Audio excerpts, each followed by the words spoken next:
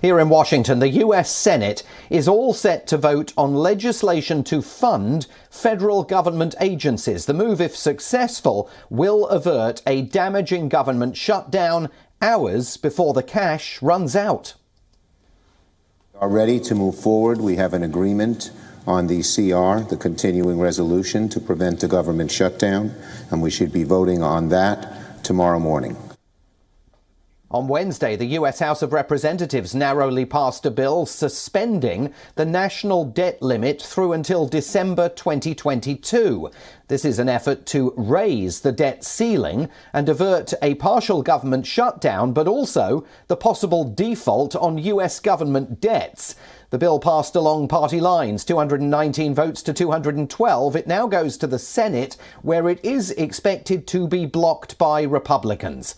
The government will hit the debt ceiling around October the 18th. The event could cause an historic default with long-lasting economic fallout and huge implications for the world's financial markets. There is a slim but definitely growing possibility of a fiscal crisis.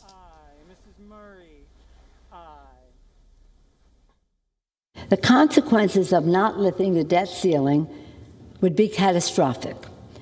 The non-partisan Moody's Analytics found that these consequences could include a loss of 6 million jobs, the elimination of potentially $15 trillion in household wealth, sending the unemployment rate surging to 9%, and a decline in the real GDP of our country by 4%.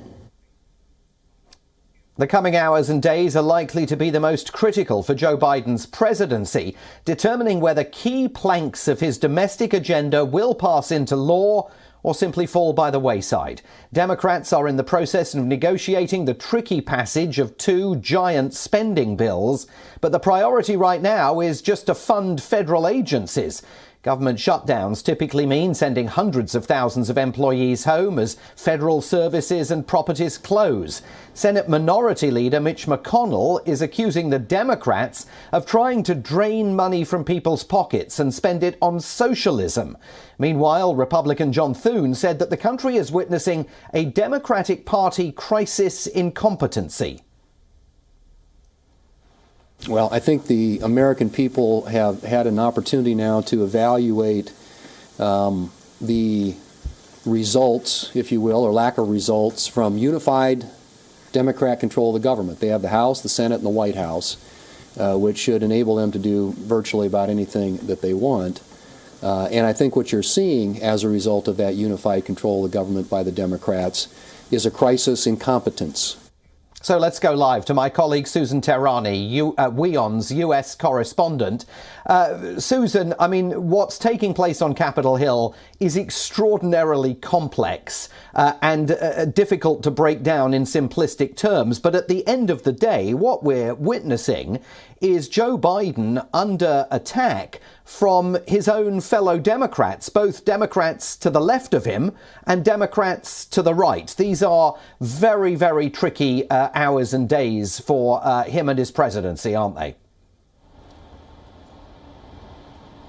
Absolutely, not only hours and days, but today in particular, Simon. And we're really seeing right now the Democrats within themselves facing a rift, the progressives and the moderates. At one point, one Democrat yesterday and many in his own party looking at him for some kind of guidance, saying that the president perhaps himself should come out and give us some kind of guidance on which direction we should go on this spending bill, not only the infrastructure bill, but moving forward on the debt ceiling as well.